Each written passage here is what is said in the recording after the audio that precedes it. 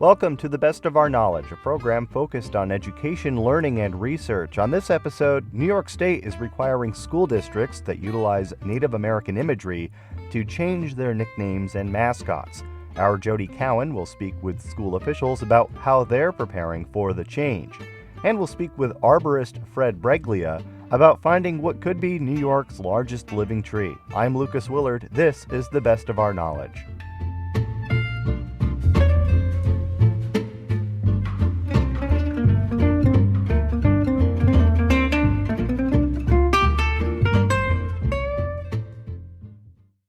You're listening to the Best of Our Knowledge. I'm Lucas Willard.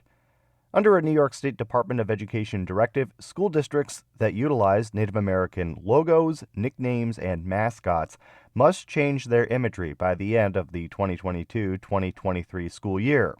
The stance of state education officials dates back decades, but is now being enforced. Reaction from districts is mixed. The Best of Our Knowledge's Jody Cowan spoke to local school officials about how they're approaching the directive in its early stages. In November, the State Education Department released a memo reinforcing its expectation that all district mascots, team names, and logos be non-discriminatory. The department has held for more than 20 years that it opposes Native American imagery in public schools. Those concerns picked up new steam during the National Racial Reckoning of 2020. The memo, written by James Baldwin, Senior Deputy Commissioner of the New York State Education Department, specifically points to the misuse of Native American imagery, likenesses, and artifacts used to represent sports teams, clubs, and on-campus buildings. At least one district, Cambridge Central School District in Washington County, has vowed to fight the order in court. Others are beginning district-wide discussions on how to adapt. In Glens Falls, the city public school district has used its Indians moniker for 5 decades. I spoke with District Superintendent Chrislyn Dangler about her plans. She said the first step is meeting with the school community. So I have 15 students on the superintendent's cabinet. We met in September and in October for other things. So they've been part of the decision-making and voice all along. And so this seems like a perfect place for them to show their leadership.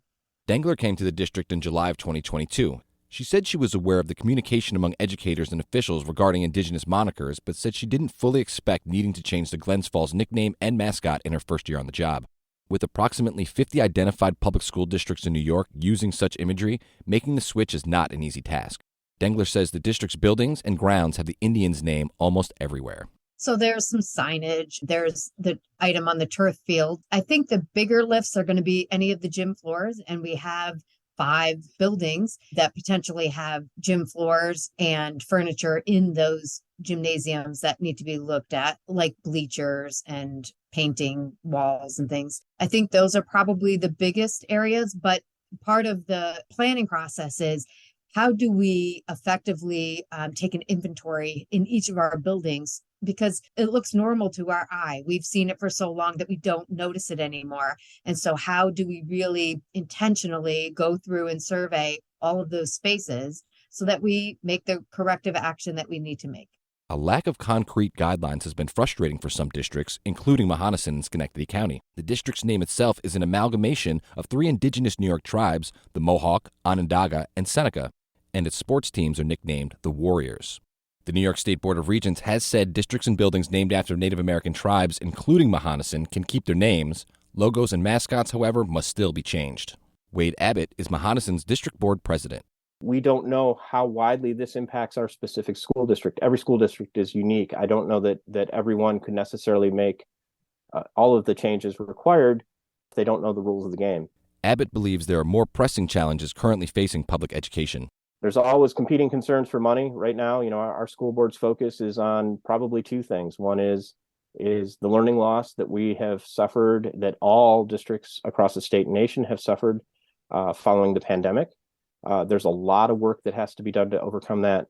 That's embedded very heavily in our district goals that the school board has established. And then the second thing is probably second biggest priority for us in recent months over the past during this school year certainly has been universal school lunches, making sure that students are showing up to school and are well nourished and ready to learn. Those are probably the 2 big priorities, and there's costs associated with all of those. The eyes of the education world are now focused on Cambridge. Prior to challenging the state order, the district voted to change its Indians nickname in June of 2021. The controversy dominated the school board election that year. When opponents to the change were instated, the decision to strike the Indians moniker was reversed a month later by the new board. A few weeks later, State Education Commissioner Betty Rosas said the district's imagery violated New York's Dignity for All Students Act. The Cambridge board appealed that decision until a judge later upheld the commissioner's directive, ordering a change by July 1st of 2022. Now that decision is being appealed by the district board. Supporters of the Indians label in the district say it's an important symbol to the region's history. Opponents in the small town say it's a local embarrassment. 2007 Cambridge Central School District graduate Dylan Honyost is a member of the Onondaga Beaver Clan. When you think about Native Americans, and any icon that you see is about strength, honor, and pride.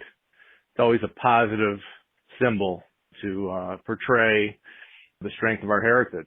Last October, the St. Regis Mohawk Tribe, a federally recognized Native government with offices in New York's Capital District, released a statement adamantly objecting the use of Native American associated names and likenesses. The tribe calls their use a form of institutional racism, particularly by educational institutions and systems that should strive to be supportive environments for inclusiveness and diversity. The New York State directive points specifically at Cambridge's court case, stating in part, the court's decision establishes that public school districts are prohibited from utilizing Native American mascots. Arguments that community members support the use of such imagery or that it is respectful to Native Americans is no longer tenable. New York school districts that have not taken steps to remove Native American monikers or logos by the end of the 2022-23 school year will now be at risk of losing state funding and may face removal of their school officers. Meanwhile, the New York State Education Department hopes the districts will comply with the directive and says it's developing regulations related to the policy. A department spokesperson acknowledges issues raised by school districts will require review on a case-by-case basis. For the best of our knowledge, I'm Jody Cowan.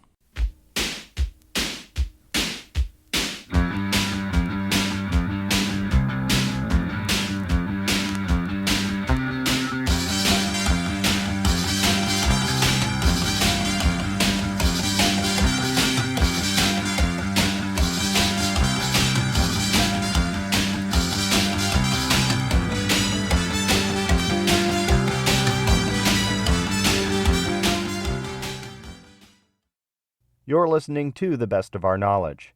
A 108-foot-tall eastern cottonwood spotted in upstate New York could be the state's largest living single-trunk tree.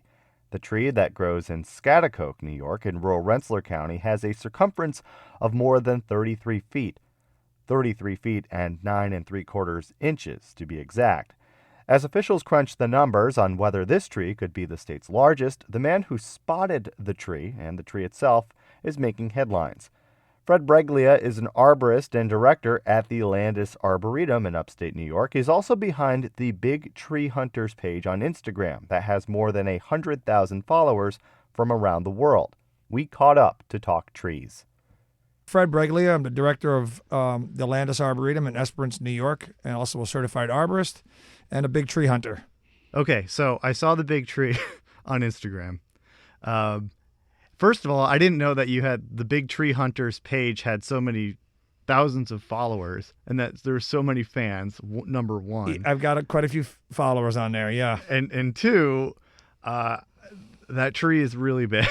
It really is a big one, yeah. And it's been known as a big tree. That particular one I have an article at home that it was measured on, I believe, 1972, and it came up with 25 foot of circumference in 1972. That tree, since 1972 to the year 2022, has put on almost 10 foot of circumference. So wow. It's very happy where it is. A little under that, but we're talking about a tree that's 33 feet, almost 34 feet in trunk circumference. 33 feet 9 1/4 inches to be, correct. So the tree is in the floodplains, and you can see the river, and it's got a little feeder creek that goes right next to it. So if you think of an ideal location for a big cottonwood, it'd be hard to beat that location. It's obviously very, very happy there. The fact that the tree has stayed together and not broke apart all these years is remarkable. So I've got another article in my office that about this tree that was given to me by a good friend of mine, Mike Urban, who's since passed away, but he was the big tree coordinator for New York and a DEC forester, and he He and I were on committees together, and we were tree hunting together back in the 90s. And he gave me this article, and he said that a big chunk of the tree had broken apart back then. And I sort of archived that paper clipping until very recently. Where I discovered this year has been a pretty good year for big tree hunting.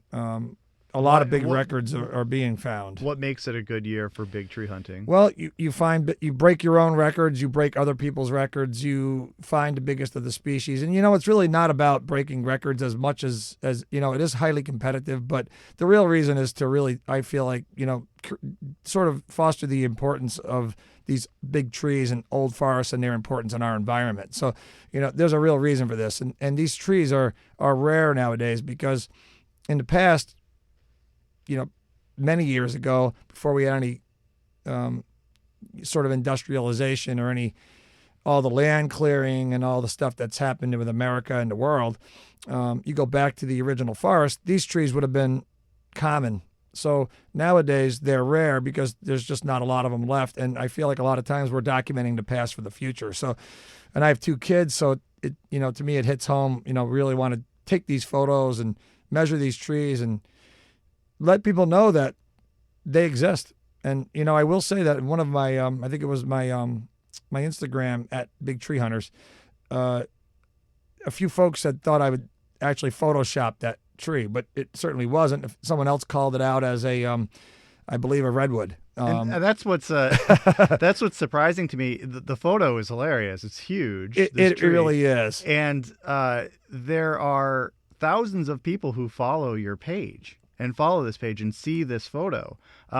When did you discover that sharing photos of big trees would be such a hit? Well, I sort of started. I've been tree hunting for way before social media, but again, I am competitive. But the main reason is not competition; it's to highlight that importance of these trees in our environment to the greater masses, and social media became a great way to do that. So I've always shared pictures of trees, and then it sort of started with a group that I had founded called Big Tree Seekers, and Big Tree Seekers was a group of handful of people around the country that were big tree hunters, and it was a great platform to be able to kind of come together and communicate and also share findings of some of these trees we've come across. And but I set the group to public so that the public can look at these sort of journeys of tree hunters and maybe create more interest. And it very rapidly went international, and we had big tree hunters from Italy, who I'm friends with now, and Australia, which I'm now friends with. And I've seen trees on that group that I didn't even know existed by far. And the group very rapidly grew. And so much so that it got a lot of attention, even from Facebook itself. And I hope it's okay to mention all the Facebook stuff on here, because, I mean, a lot of it is social media based. But Facebook basically reached out and said, we love this group. We're going to do a promotion on groups. Do you mind if we use your group as the sort of flagship for the model and the promotion? So to me, it was a way to get more people interested and get the word out. So I said, definitely. And then we took some next steps. Those next steps ended up being flying me and my family out to California to go tree hunting so we can find a tree that would be suitable to represent Big Tree Seekers on a billboard in New York City. And we did that. We found a few trees that looked good, but we finally found one that was like pretty epic out there at an old mansion in Hollywood, and massive Morton Bay fig tree. And we did a huge photo shoot there, and then the billboard appeared in Times Square for about 3 weeks. It was 3 weeks. 3 weeks and literally three city blocks. It wasn't one side. It was wrapping 3 city blocks of downtown Times Square. So the old joke, a tree grows in Manhattan. Well, this one was one big tree that we had on a billboard there. And that stayed up 3 weeks, like I said. And it also was in conjunction. The timing couldn't have been better. This was, I don't think anyone could have planned it better, but it was in conjunction with the student-led environmental rally that happened in New York City and the United Nations environmental talks that were also happening in the city. And after that, the group really took off, and I started other group other medias like Big Tree Hunters on Instagram and so forth and so on. And it really just grew from there. So, the Instagram, I think the growth on that went from 19,000 to almost 100,000 in less than a month. Wow. And I'm really interested and fascinated by how social media is getting people interested in science and It is. Or just things that are outside things of the natural world. And what's striking about this latest big tree, the cottonwood that was found up here in upstate New York, is this is something that is in somebody's backyard. It is. It's not a hard to get to place. It's not, and the folks in town have considered it a big tree for a long, long time. But it's a matter of how big did it get, and then figuring out those numbers and crunching those numbers. And this tree has never been bigger than it's been now. So I've taken the most recent measurement, and then when I started to look at the other numbers, it just started to, it just kept on going bigger and bigger, literally. And it's looking like a serious contender for the biggest single trunk cottonwood in the United States. Still yet to be determined if that's the case, because cottonwoods grow generally better in the United States than a lot of other places. And if it ends up being one of the biggest single stem cottonwoods in the country, it very well is a possibility that it might be one of the biggest eastern cottonwoods in the world. So beyond stories from fellow tree hunters or newspaper clippings, what do you look at when you're looking for a big tree? Does it take maps, or do you need to know the soil or the geology of the area? Where do you go first when you have, okay, well, that might be a good place to look for a big tree? Yeah, so we have used aerial photographs. Google Earth works quite well to be able to scout areas. Trees pop out on that sort of platform. Getting in the car, driving is a big one. Hiking. I do a lot of outdoor stuff, hiking, fishing. A potential second biggest tree in New York was found in spring. And that's what actually started me to go back to the archives and try to remeasure any other ones that maybe were still existed to kind of either confirm that they're there, bigger, or they're not as big as this new one I found. And found that, fishing, literally waiting for a buddy of mine to show up at the boat ramp. And it wasn't too far from there when I spotted this tree. Well, I had about a half an hour to kill. He had the boat, so had to wait for him. In any case, I think that it really comes down to that there's no off switch for me for big tree hunting. It's an interesting family drive when you take it with me and my wife and my two boys. The kids are like, oh no, Dad's turning around again, because I happen to see something that looked fairly large. And now my wife's getting almost as bad. So it's really just knowing the habitat. And, I've been doing this for a long time. I've been professionally looking for trees since 1999. My first ever big tree hunt occurred at my mom at age 5. And she had talked about this old oak tree up on the mountains near our home. And I was too young to go see it, but I was the youngest of the family, and my brother and my sister and her had visited the tree before I was even born, and they always told me these stories about how they all hold hands and they couldn't even come close to touching each other's hands when they wrapped around this tree. So for whatever reason, she created enough interest with me to want to go see this thing, and then about age 5, she took me there, and I was blown away by the size of the oak tree. In fact, I've gone back and took my wife there. I've taken my firstborn child there. I've taken my secondborn child there. They all know the oak tree. And it actually, to tell you the truth, it hardly seems to have changed from my recollections of a young boy to now. I certainly can't say the same for me. So have you heard from anybody who was inspired by what they saw online from the big tree hunters that has then pursued either tree hunting as a hobby or entered a science career based on something that they've seen from what you're involved with? Yeah, absolutely. I have received quite a bit of feedback, not only from this tree, but a lot of the pictures that we share online. And it really has created, hey, I never thought of that as a career type things. I've also had a lot of people that said they joined a group and now they're looking because of that as well. They're looking at trees a little different. I've also, I teach college classes as well.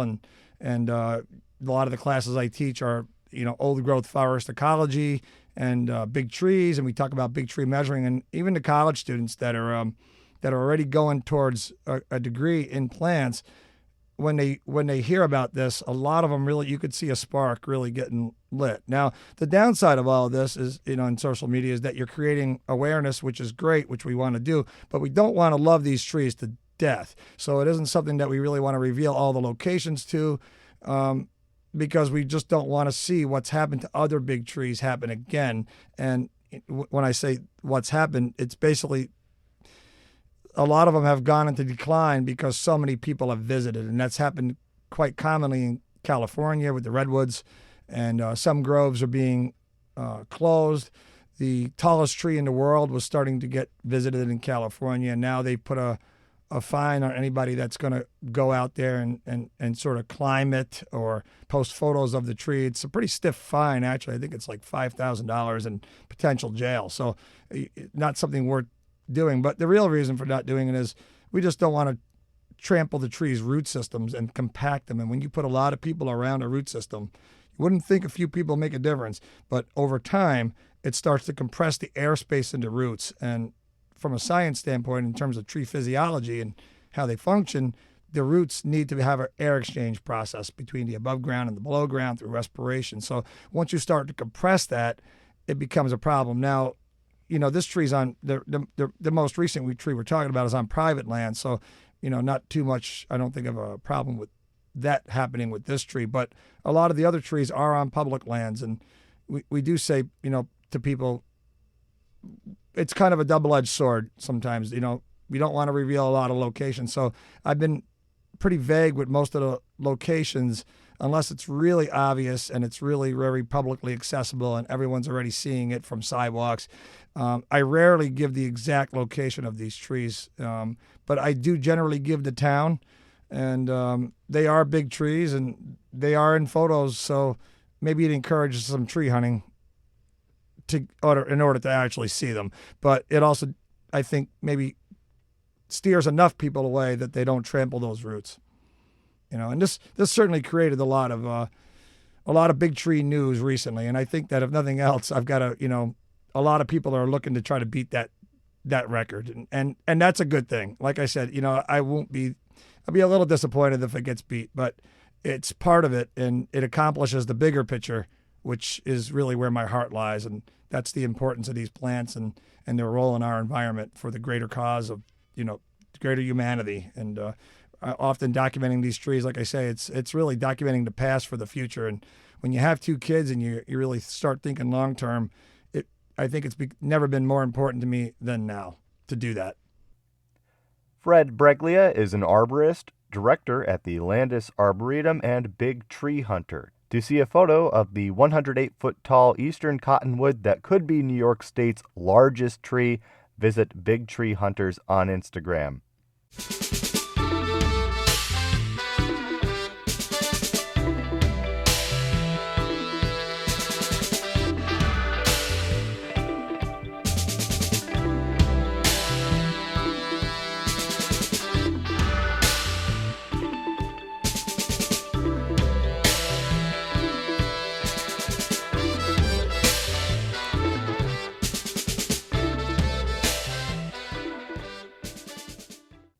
You're listening to The Best of Our Knowledge. A new learning lab in Troy, New York will provide children and teens access to state-of-the-art equipment and help develop skills in computers and technology.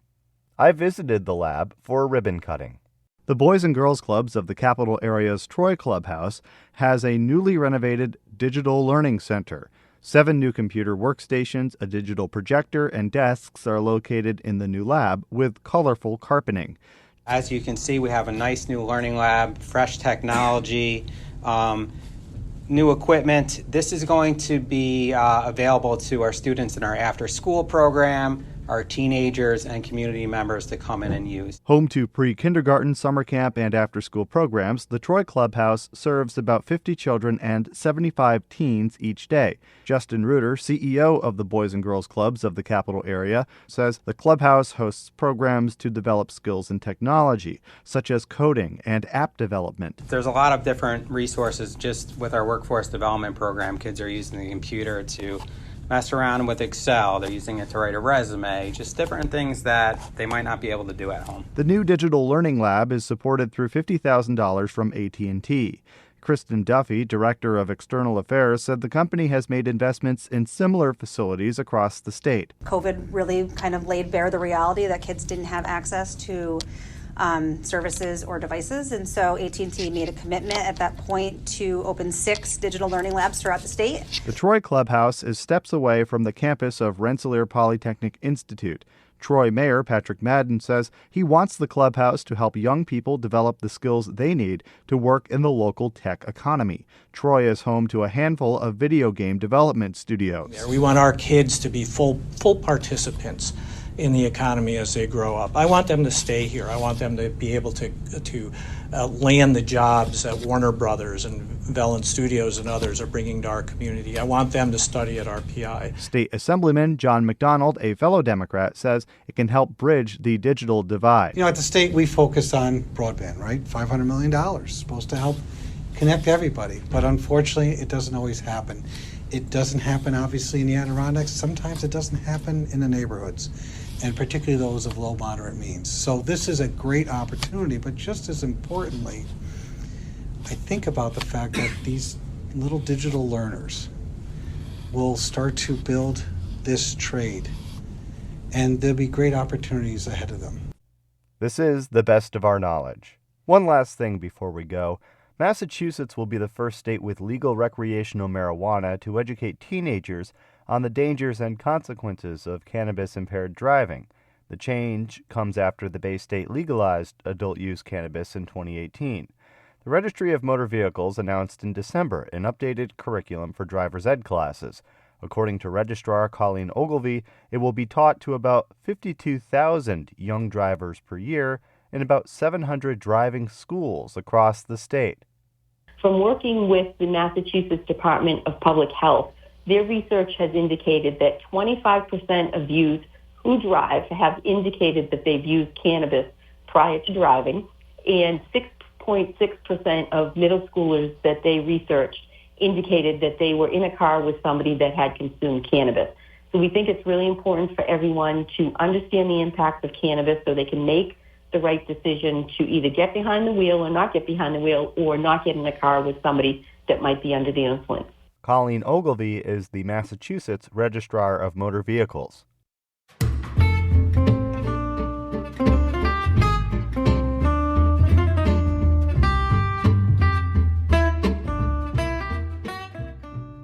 This has been The Best of Our Knowledge, episode 1685. The Best of Our Knowledge is a national production of WAMC Northeast Public Radio. Thanks to associate producer Jody Cowan. Our executive producer is Dr. Alan Chartok. To hear past episodes, visit our flagship station's website at WAMC.org. Until next time, I'm Lucas Willard.